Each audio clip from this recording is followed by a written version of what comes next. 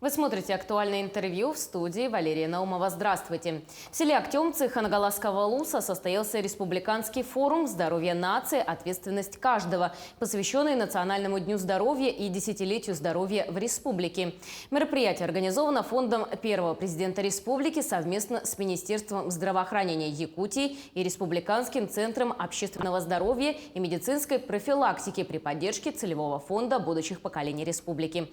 О работе форума нам расскажет гость студии. Это Юрий Семенов, руководитель Николаев-центра библиотеки архива первого президента Республики Саха-Якутия Михаила Ефимовича Николаева. Юрий Иванович, здравствуйте. Здравствуйте, Валерий. Расскажите, пожалуйста, по каким направлениям была организована работа форума и кто принимал участие во всем этом обширном мероприятии? Да, состоялся большой республиканский форум, который объединил государственные органы власти, муниципальные органы власти, бизнес-сообщество и, конечно же, общественность нашей республики. Мы работали по нескольким площадкам. Некоторые площадки продолжаются. У нас последнее воскресенье февраля ежегодно установлено в 2000 году указом первого президента. Это Национальный день здоровья. И вот оттуда у нас началась декада. И одним из мероприятий нашей декады это был республиканский форум с очень правильным, грамотным названием «Общественное здоровый образ жизни». Это ответственность каждого. И чтобы раскрыть вот эту формулировку, мы работали прежде всего, первое, показывали на примере жителей Актемского, Техтюрского наслега, что самое главное – это вести здоровый образ жизни. Были лекции, мастер-классы, в том числе для детей дошкольного возраста, для детей школьного возраста, студентов, потому что в Актемцах находится филиал Арктического государственного агротехнологического университета, и мастер-классы для пожилых людей по суставной гимнастике, по гериатрии и вообще в целом ведению здорового образа жизни лицам, ну, как говорят сегодня, 50+, да, потому что организм все равно, он переходит немножко в другой этап, и то, что можно было бы 20-летнему, уже с возрастом надо по-другому работать. И вот именно в этом контексте у нас профессионалы своего дела из Министерства спорта, физической культуры, здравоохранения, других заведений проводили мастер-классы. Развитие профилактической медицины мы показывали на примере организации нашим республиканским центром общественного здоровья и медицинской профилактики, возглавляемой Аленой Никитиной, профилактический осмотр населения Актемского, Хангаласского наслега, Техтюрского наслега. Более чем 260 человек прошли осмотр за один день, в том числе терапевтов, кардиологов, дерматологов, гинекологов, УЗИ прошли, анализы первичные, в том числе холестерина, сахара и так далее. Таким образом, мы старались показать, что вот профилактическая медицина, организация ежегодных осмотров, в том числе диспансеризация, являются крайне необходимой формой бережного отношения к своему здоровью. Здесь каждый должен понимать, что медицина доступна, медицина открыта, и только к человеку необходимо подойти.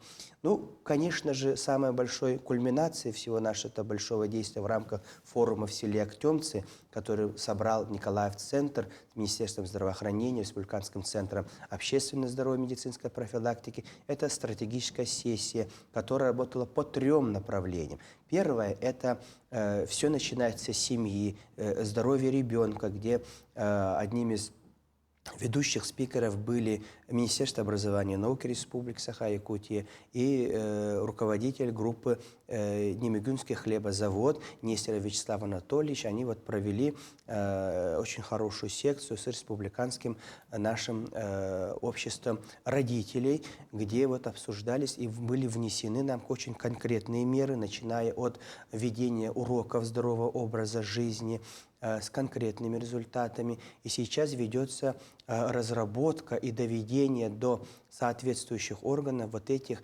методических рекомендаций, которые были разработаны первой площадкой. Вторая, не менее важная площадка, это роль и ответственность муниципальных районов по пропаганде, развитию и охране общественного здоровья. Это инициатива Республиканского центра общественного здоровья и медицинской профилактики Алены Михайловны, которая возглавляет.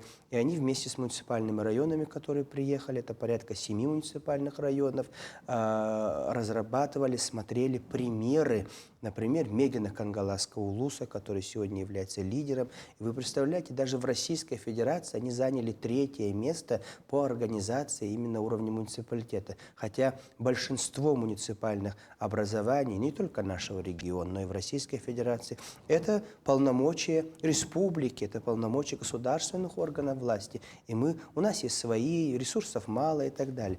Но вот наша была ключевая задача объяснить органам власти, которые самые близкие к людям, это поселковый уровень, это муниципальный уровень, что здоровый образ жизни – это очень многогранный, многоаспектный вопрос, объединяющий всех нас. Это ответственность каждого за свое здоровье, это физические упражнения, которые должен делать человек каждый год, это развитие профилактической медицины, это развитие духовно-нравственных ценностей. Если только человек имеет духовный стержень, он понимает, что добро, что зло, как вести свой правильный образ жизни, развитие образования, потому что образованный человек в среднем статистически живет на 10 лет дольше, чем менее образованный человек. Это научно доказанный факт. Но даже не в этом дело. Дело в том, что образованный человек понимает, где вредно, где плохо, что такое повышенный холестерин, как есть правильно и так далее, какой выбор сделать. И поэтому наша была задача объединить вокруг идеи, которую Арсений Сергеевич очень активно продвигает в нашей республике, в России. Обратите внимание, что 2 года назад, в год здоровья, Арсений Сергеевич издал указ о десятилетии здоровья в Республике Саха-Якутия. И наша ключевая, в том числе, задача довести до каждого жителя республики эти указы, как они делаются, выполняются. А делаются они достаточно масштабно. На уровне Российской Федерации давайте сделаем анализ, пригласим коллег и посмотрим, как развивается медицина в нашей республике. Арсений Сергеевич также инициировал арктическую медицину. Сегодня несколько муниципальных районов уже посетили практически полностью узкие специалисты Министерства здравоохранения. И сейчас все 13 арктических районов нашей республики воспользуются этой хорошей профилактической программой. В этом году будет введен онкологический центр, один из самых современных в России. В прошлом году введен огромнейший комплекс кардиологического центра, где делаются операции на открытом сердце. И в дальнейшем мы тоже видим, как в муниципальных районах появляются фельдшерско-акушерские пункты, которые строятся. Это реальные дела, которые есть, и их можно увидеть, ощутить, и к которым пользуются наши жители нашей республики. Об этом надо активно и грамотно говорить.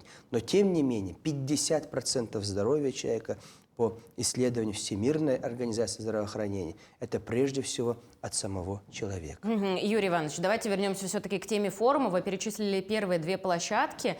Давайте назовем, что это была за 3-я площадка и какие конкретные предложения были озвучены и как они в дальнейшем будут реализованы. Да, 3-я площадка у нас была направлена на работу и выработку реальных механизмов по поддержке корпоративной культуры, то есть как внутри организациях может поддерживаться принципы здорового образа жизни. И здесь под корпоративным мы понимаем не только такие крупные организации, как Алроса, ЕТЭК, Саханефтегаз и так далее. Мы должны понять, что даже в детском саду, в школе, в пекарне, в любой другом учреждении руководитель и коллектив должны думать о том, что как организовать, какая ответственность должна быть у каждого сотрудника, чтобы они не болели, повышалась производительность труда, чтобы улучшалось качество жизни их работников. И в этом деле работодатели, наверное, должны